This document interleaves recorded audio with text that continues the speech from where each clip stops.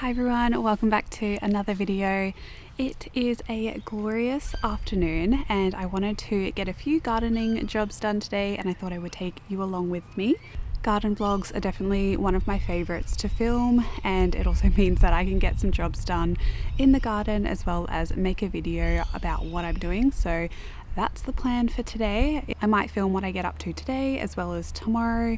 We'll see how we go, but I do have a list here of things that I wanted to get done. So I thought we could chat through my little checklist first before I go about my jobs. And maybe you're also in the process of working through some of these jobs because some of them are kind of a little bit time sensitive that I do want to work on now so that I can get them done before we start getting some really cold temperatures.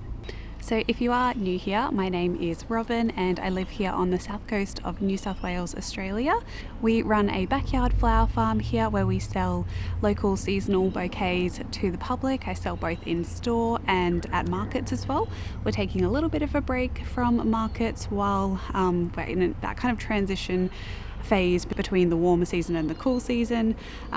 Markets are something I'm thinking about for the future, about where I want to go with them, but I'll chat more about that in a future video and maybe do like a wrap up of just my thoughts about markets. And I don't know, I have a lot of thoughts about markets and selling at markets in the area that I live in. But I also do try and grow a lot of my own food. That's been the goal for the last few weeks, is to really plant a lot of seeds and sow a lot of seeds for food production. So I have this beautiful cottage garden here behind me, and that is where I grow a lot of the food and herbs and medicinal plants, and I just try and pack in as much as I can into this small space. And it is slowly coming together after I kind of let it go for the end of the summer period where I just didn't really want to touch it, didn't really want to weed it or do anything. So it went a little bit wild, but that's what cottage gardens are all about. And now I am slowly reclaiming it and planting some more veggies in this area. So speaking of veggies, the first thing that I would like to do is just do a little bit of an update on some of the seedlings that I'm growing and also how I'm caring for those, and I need to fertilize them as well because I had a few questions about how I care for my seedlings. Do I propagate them or not? So I'll talk a little bit about that. I also just, like every video, every garden vlog, I want to just do a little bit of weeding in this area to just keep on top of certain areas. I have been in the process of dividing some comfrey that I'm growing, and I'll take you down and show you how I'm dividing that and planting it throughout the garden. We've also picked up some tube stock, so I'm going to get Scott to help plant those throughout the garden. I've also got to keep on going with planting the flowers, so I have some anemones that I need to plant. I actually need to go give them a water before I plant them later today because they're looking a little bit dry. And I also want to start digging up the dahlias, which is going to be a bit of a big process, and I'm just going to take it nice and slowly, as you should as well. Unless you want to do it all in one go, that's fine, but I'm going to take it slow with the dahlias because it is a bit of a time-consuming job, and yeah, it can take a bit of time. And also I need to get some more cardboard boxes to store them because that's how I store my dahlias. So that is the plan for today's garden vlog. I'm just going to be pottering around in the garden. I realize I'm wearing the same thing that I do for all of my videos, and this is just my garden outfit. It's the most comfortable, and it can get mud and dirt and everything on it. So yeah, that's why I'm wearing the same thing. Just wanted to preface that because I realized when I was editing, I was just like, I'm wearing the exact same thing, but it's fine. It's a hoodie. It's fine. So yes, first job, let's go over and we'll chat about the seedlings, what I'm growing, how I'm taking care of them, and then I will also give them a feed with some worm tea that I've been making. So the sun is a little hard to see with these angles, but these are a few of the trays that I have planted, and I'll briefly chat through what I have here and how I'm taking care of them. So firstly, how I like to sow my seeds. I really like to sow them in punnets like these ones here, and I get these from like Bunnings, or you can find them in the tip, or just ask around for them, or just save them when you buy veggie seedlings. So in these I have some early Jersey Wakefield cabbage, American flag leek, some ruby red silver beet. I have some purple Vienna kohlrabi, which is all sprouted, and some golden acre cabbage. I'm also growing some purple sprouting broccoli, Georgia southern collards, some blue dwarf kale, some Long Island improved Brussels sprouts. I've never grown Brussels sprouts before, so that'll be interesting. And also some red acre cabbage. I personally like to start all of my seeds in trays like this and then plant them out. We have a lot of animals that dig around at night, like mainly bandicoots, so that's why I prefer to make sure that I can actually start them all, then I will propagate them. I usually use a mixture of potting mix and some vermiculite, which is like this little white things that you see in the soil that just allows for drainage. And unfortunately, I think I might have just used the wrong compost mixture in terms of nutrients. I just really didn't like it that I picked up, and it's a bit of a shame because I think it is affecting the growth of my seedlings, particularly these are all stock seedlings and they have had their first leaves come up, but I'm struggling to actually see any second leaves growing. I'm not too sure why that is, whether it's the compost that's stunting the growth of these, I don't know, but I am going to give them a really light fertilize, and usually I wouldn't do this until they have their true leaves, but I'm a bit worried about these, that they don't have hardly any nutrients in this compost, so I'm going to go and feed them.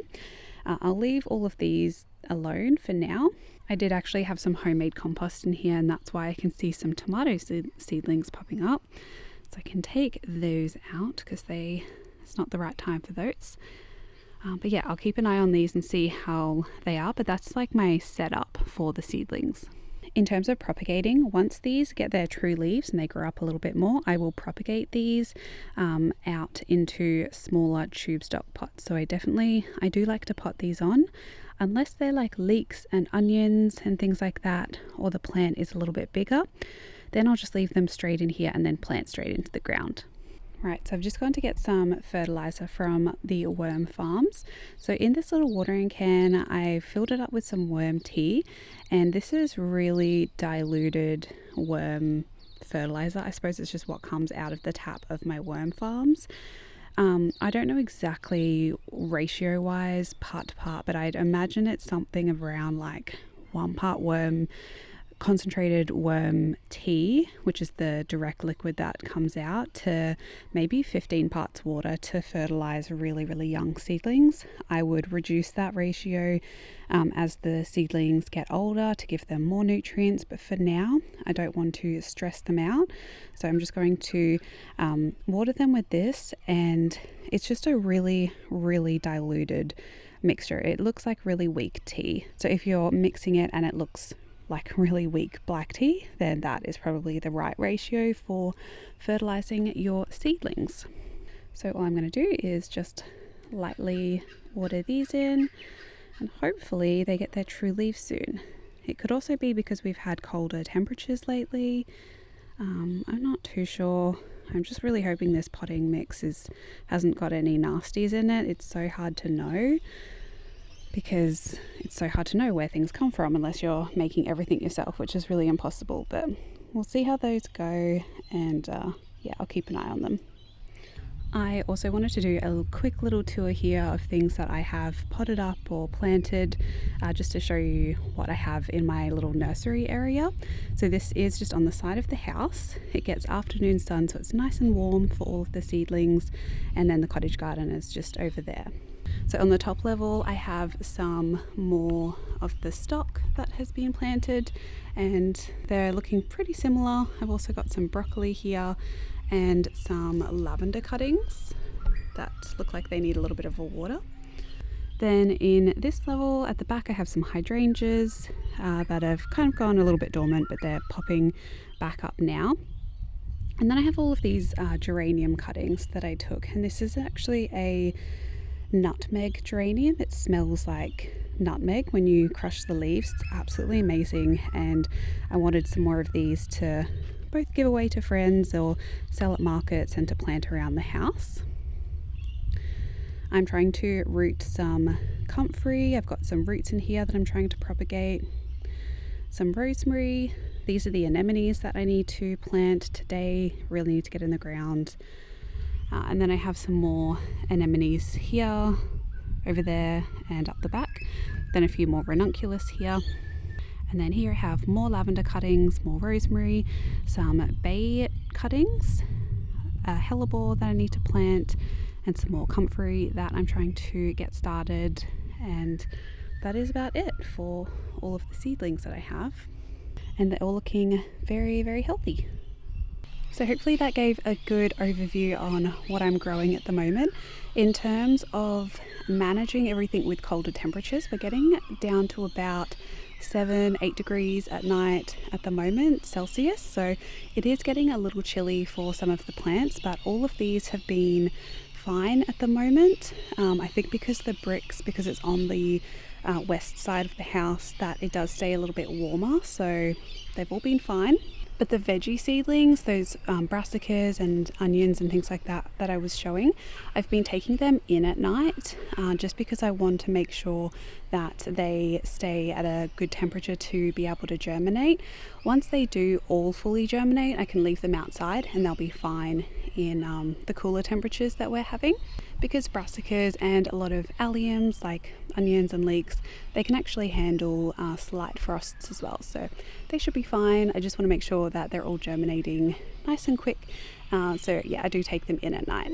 And in terms of the cuttings and how to take care of them, I just leave them out at night. They've been perfectly fine. I use like a really light potting mix with vermiculite to ensure that they grow roots and are nice and happy in their pots, but I do make sure to constantly water them.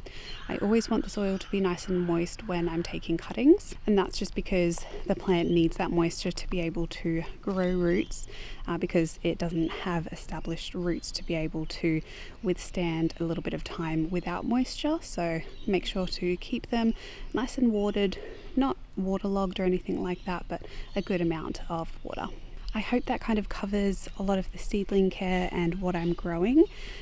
Please do let me know if I've left anything out and I'll chat through that. I do plan on doing a garden tour sometime soon, so I can chat through more things then of what I've planted, because I have planted a few other things in the garden as well that I'll show hopefully when they germinate. But yeah, I think for now I'm going to go down and propagate some comfrey, divide that up to keep planting that around the garden, and I also need to prep those anemones, give them a water before I plant them in the ground, just so that I can make sure that they're nice and happy and ready to be planted down in the flower farm.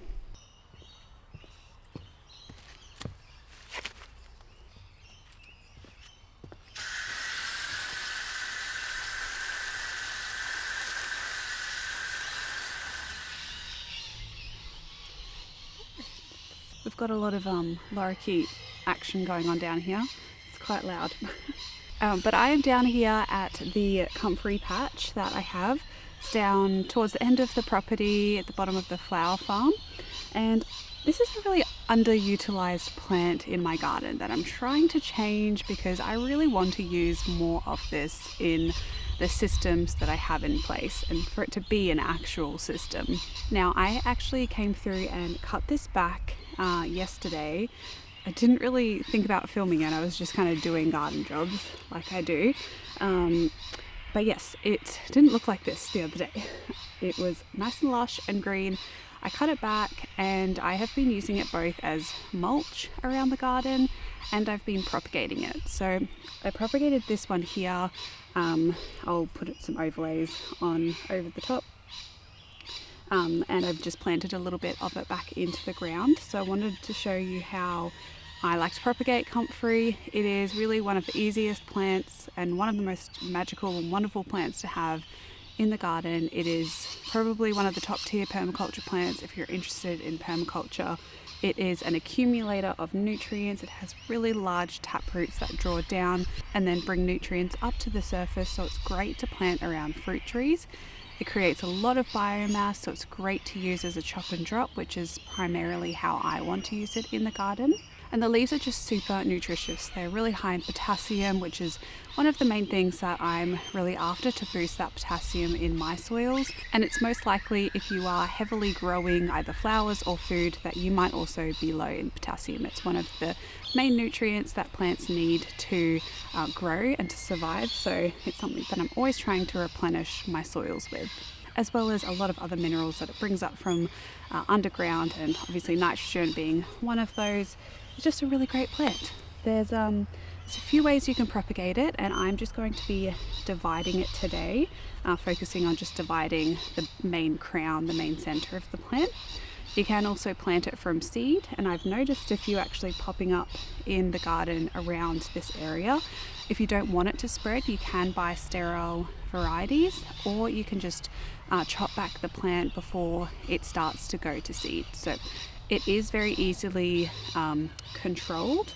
That being said, if you do want it to get out of control, it can also get out of control if you don't continuously divide it and monitor it. Which is the intention for me, is to use it as a tool in the garden, mainly to create my own mulch. I buy in a lot of mulch, it costs a lot of money, and sometimes these birds today are going crazy. I love it though. But yes, as I was saying, I really want it for mulch, and that's the main reason. I'm just going to grow this all around the garden. When it grows, I can chop it back, use it as mulch. So yes, you can propagate it by seed, you can divide the plant, which is what I'm doing, and you can also propagate it from the roots. So you can take cuttings from the roots and basically chop up those roots and get new plants. Quickest way, if you want some more comfrey plants, is to do what I'm doing today, which I'm just going to divide them and hack at them basically to create some more plants. I was thinking about doing a dedicated video to comfrey, and I might do so in the future.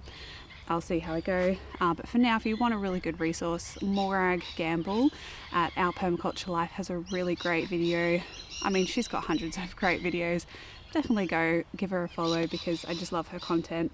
She's got a really great video on the uses and benefits of comfrey and also how to divide it too. So if you want that information specifically, you can head over to her channel. But I'll just run you through what I'm going to do today and divide some of these plants to plant around the garden. I've already planted a few around the feijoa trees, so I might want to get a few more in there, but I've just got an area in the garden where it just gets super wet and muddy and needs some plants to also stabilize the soil, so that's probably going to be the priority for today.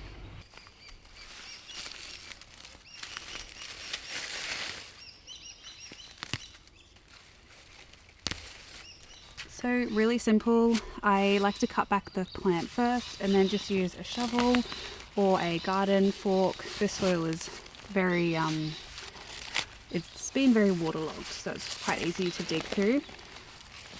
I'm just going to go around the edge of the comfrey plant, loosen up the soil a bit, and then it should be pretty easy to lift this plant out.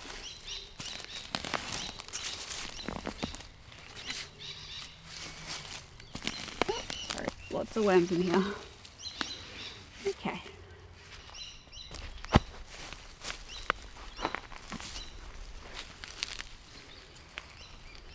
You can see what's going on in here. Lots of worm activity.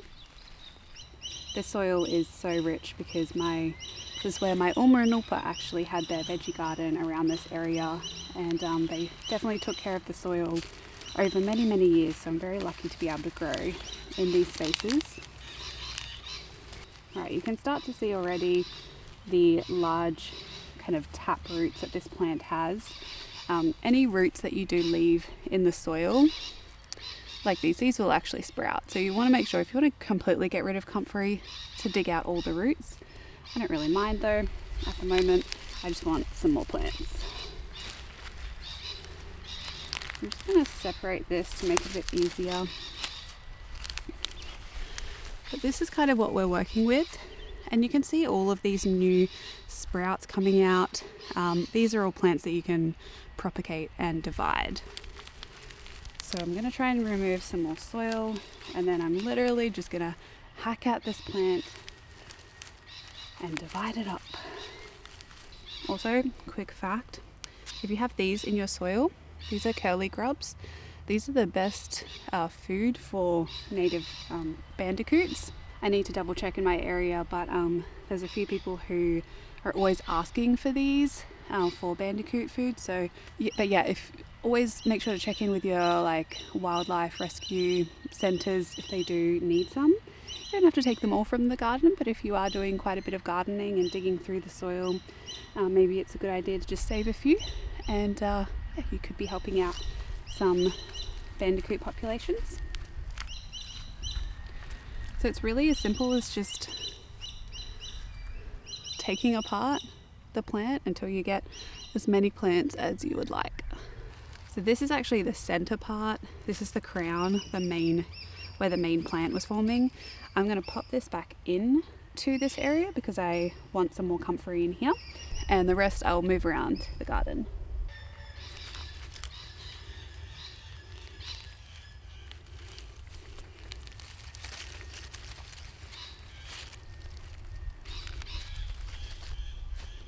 I'm going to replant this one. I'm just going to trim off some of the leaves, the excess foliage, and then plant it around that level, just because I don't want this to be exposed to any too much moisture, because then it can rot and decay and the plant will die.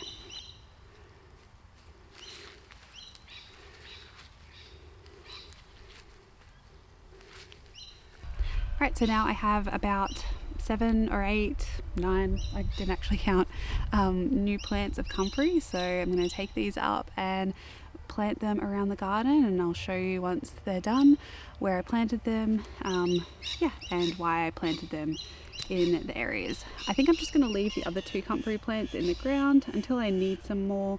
But another thing I just want to say, it is a good time to propagate comfrey if you're not already in those harsh frosts.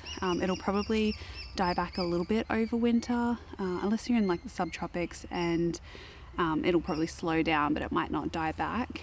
These actually didn't die back over winter, but yeah, it's a good time to plant them now because they'll get a new flush of growth in spring, and they'll have a few weeks before the dead of winter to be able to just get settled, to grow new roots, and then they'll be ready to go when the weather starts warming up.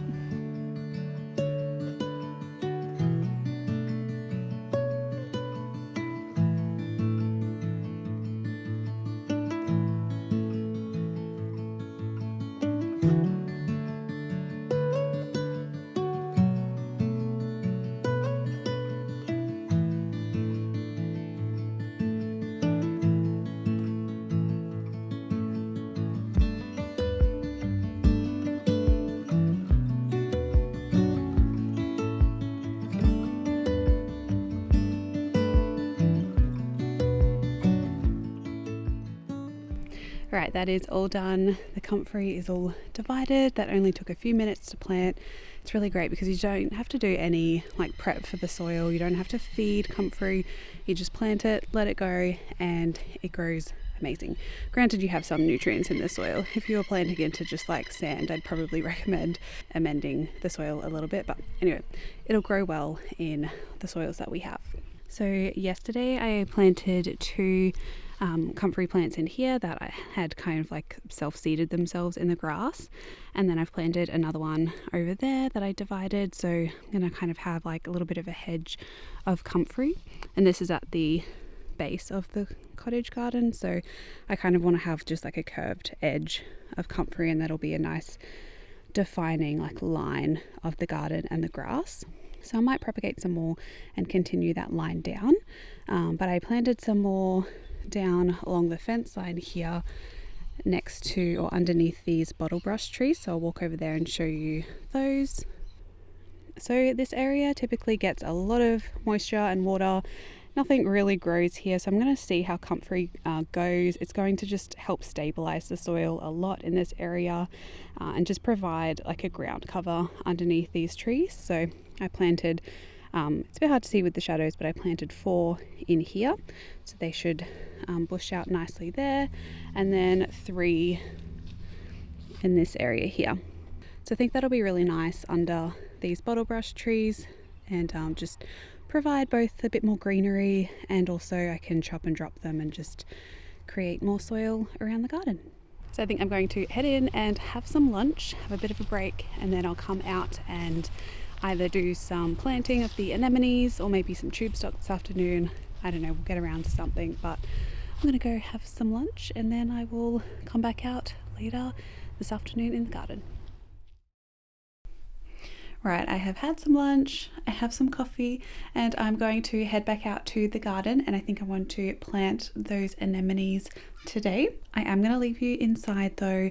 I don't really like having the camera out when our neighbours are around, so yeah, I'm just going to go out, put some headphones on, and plant those anemones, and then tomorrow I will come back and show you what I've planted, and if we get anything else planted this afternoon then I'll talk through that.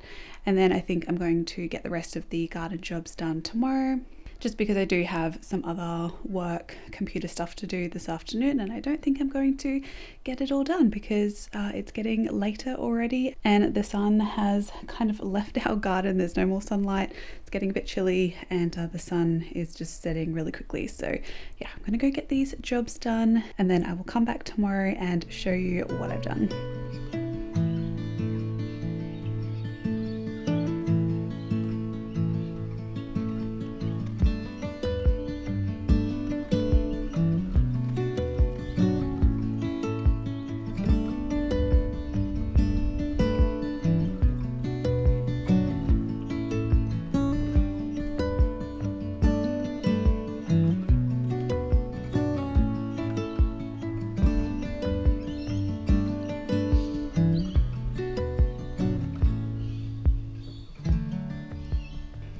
Good afternoon everyone, it is the next day now and I got a fair amount done yesterday, which was really good. We ended up planting quite a few tube stocks, so down near the fence we planted some more wistringers, which are great just to bulk out the fence there because we're trying to kind of create like a little bit of a privacy hedge there.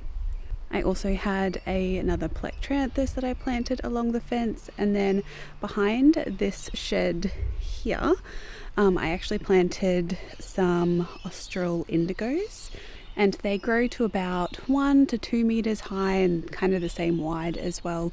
You can trim them down so that they're not as large, but they have beautiful foliage and really pretty purple flowers. And I just really needed some more plants over in that area, so I think they will look really great. And down in the flower farm I also planted out half a bed or so of some anemones, so that was really great to get those in. And then I'm probably going to wait another week or so just for the rest of the row to break down a little bit under the black plastic before I lift that up and then plant the rest of that row. So this afternoon I am here with my little friends in the little bird feeder. We've got some rosellas visiting us at the moment, but this afternoon I want to get some dahlias dug. I'm not going to do too many. The main reason why I want to start today is to just actually check for how well the tubers are at the moment in the ground and how healthy they're looking, because we've had so much rain. I have no idea what the state of them is in the ground, so I'm going to pull up a few. I don't have labels on all of them, so the ones I don't have labels for, that's fine. I'm just going to save and put as random, but there are a few that I have wanted to purposefully save and save the tubers to divide, so I'm going to try and dig those ones up today so that I can make sure that I have the labels attached to them. But yeah, I will show you just the simple process of how I am digging those, and then I'm going to give them a rinse before I store them, or I'll probably let them dry overnight, maybe tomorrow, and then I'll store them in cardboard boxes. So I'm going to go and head down to where the dahlia patch is, or one of them, and start that process now.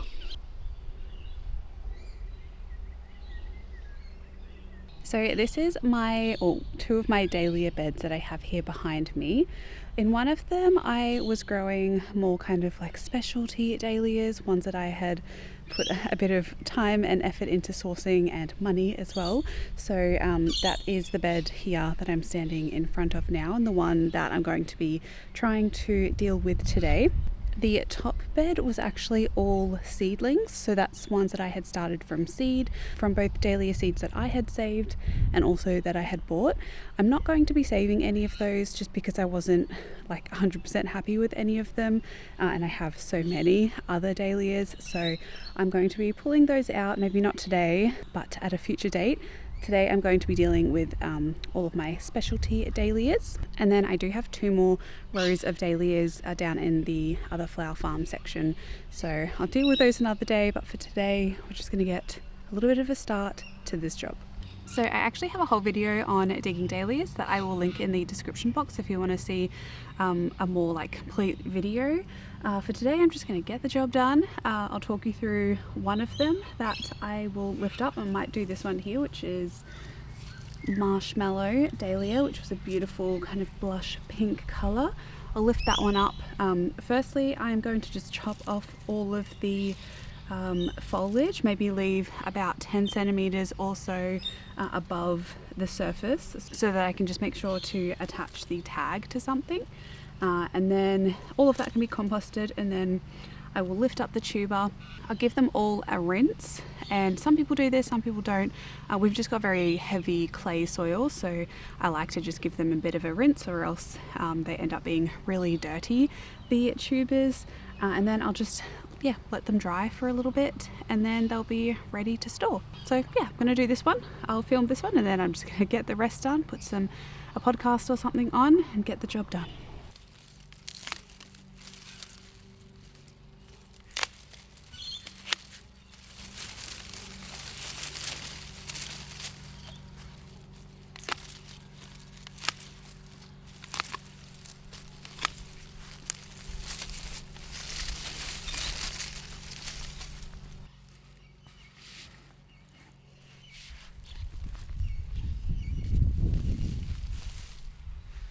I'm not 100% happy with this one because it started rotting. The tubers, quite a few of them have actually started to rot, which is so unfortunate. I was scared that that would happen with all of this rain that we've been having. It's very annoying. It might be able to be salvaged. I'll have to see, but you can see it is, oh god, it smells as well. It has started rotting, so might not be able to save this one. But that is the process on how I do dig them. I will give this a rinse just because I want to get all the worms out and also be able to see what's going on down there. I might even have to divide this one before I store it to make sure that I do get some healthy tubers. But yeah, we'll see what the rest look like.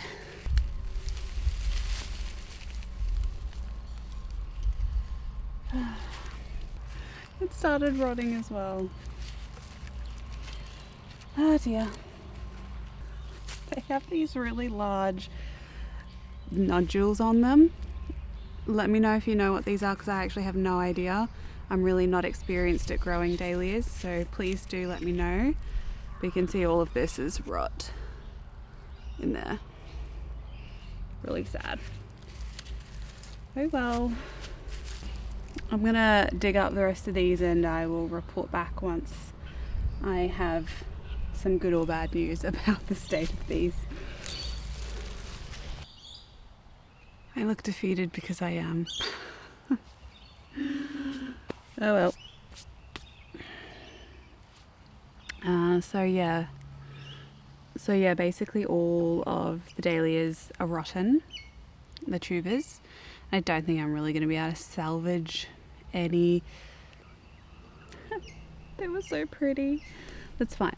It's just how it is growing dahlias here. I find it so incredibly hard in clay soil. Yes, I could raise the bed up, put lots and lots of compost and have a raised bed, but that's lots and lots of money, and it's not my style of gardening. I don't love to do that. I know the flower farm is a business as well, but yeah, I don't know. I got to think of something else. I think the ones down below here are actually a little bit better. But yeah, there was just way too much water that we had. We had 2 weekends of about 200 mils or around 150 mils each weekend. And I think that just did it. I should have taken them out before that, but I didn't get around to it, and so yeah, unfortunately I don't really get any of the really beautiful nice dahlias to save.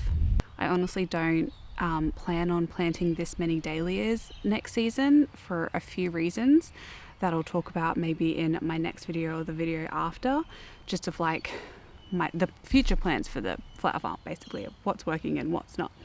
And yeah, I'm just finding dahlias, they really need a bit better drainage in the soil. So anyway, I'm going to take most of them to the compost. It's very expensive compost that I'm producing, but that's okay. I still had some beautiful dahlias in the bouquets, and I narrowed down the varieties that I really did like and ones that I'm definitely not going to grow again. So that was at least a positive out of this experience of growing dahlias in this little patch.